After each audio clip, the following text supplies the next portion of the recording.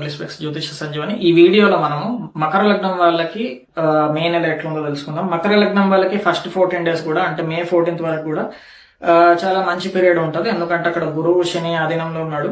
And గురువు పెద్ద గ్రహం కాబట్టి అక్కడ మనకు అనుకూలత పెరిగే అవకాశం ఉంటుంది. ముఖ్యంగా తృతీయ స్థానం, నవమ స్థానం చాలా బాగుంది. అంటే మనం నిర్ణయాలు క్రిస్టల్ క్లియర్ గా తీసుకోవడం, మన డెసిషన్స్ అన్ని కూడా చాలా బాగుంటాయి. అండ్ నవమ స్థానం కూడా బాగుంది. అక్కడ ఫాదర్ రిలేటెడ్ మనకి ఫాదర్ నుంచి అడ్వాంటేజెస్ రావడం, ఇవన్నీ కూడా మనకి మంచి జరిగే అవకాశం ఉంటది.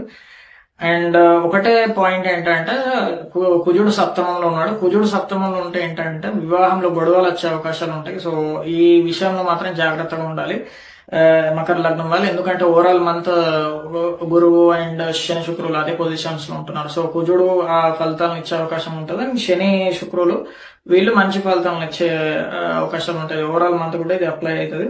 అండ్ దీని తర్వాత వచ్చేసి మే 14 తర్వాత మకర లగ్నం వాళ్ళకి ఇంకొంచెం ఇబ్బందులు ఎక్కువ అవుతాయి ఇన్ కేసు గురువు కుజుల దశలు అవ్వకపోతే. ఎందుకంటే అక్కడ గురువు కుజులు ఇద్దరు కలిసి కూడా దశమాన్ని చూస్తారు అండ్ రెండవ స్థానాన్ని చూస్తారు. సో అటు ధనరాబడి, మనం వాక్కు సమస్యలు, అంటే మనం ఏం మాట్లాడినా కూడా వాళ్ళకి అది ఒక గొడవలాగా అయిపోవడం జరుగుతుంది. సో ఆ విషయంలో జాగ్రత్తగా ఉండాలి. అండ్ దశమ స్థానంలో వర్క్ లో ఐదర్ ప్రెషర్ ఎక్కువ ఉంటుంది, లేకపోతే ఆ జాబ్ నుంచి మన ఇబ్బందులు రావడం అనేది జరుగుతుంది. సో ఈ విషయంలో జాగ్రత్తగా ఉండాల్సి ఉంటుంది. మకర లగ్నం వాళ్ళు గురు పూజల యొక్క రెమెడీస్ ఖచ్చితంగా చేసుకోవాలి. అండ్ షష్ఠ సప్తమంలో ఉన్నారు వీళ్ళిద్దరు కాబట్టి అక్కడ శత్రురోగ రుణ బాధలు ఇవి కూడా మనం మకర లగ్నం వాళ్ళు జాగ్రత్తగా చూసుకోవాల్సి ఉంటుంది.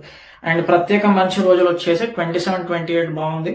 మన శుభకార్యాలు అట్లాంటివి మనం చేసుకుంటే ఇది మంచి పీరియడ్ అనమాట. సో మీ జాతకంలో గురు పూజల దశలు అవ్వకపోతే మాత్రం ఖచ్చితంగా వాటి రెమెడీస్ చేసుకోవాలి. ఎందుకంటే మనకి ఉద్యోగ స్థానంలో అండ్ శత్రురోగ రుణ స్థానంలో అండ్ వివాహ స్థానంలో కొంచెం ఎక్కువ ఇబ్బందులు ఉన్నాయి కాబట్టి మకర లగ్నం వాళ్ళు ఇది గమనించుకొని నడుచుకోవాలి. నమస్తే.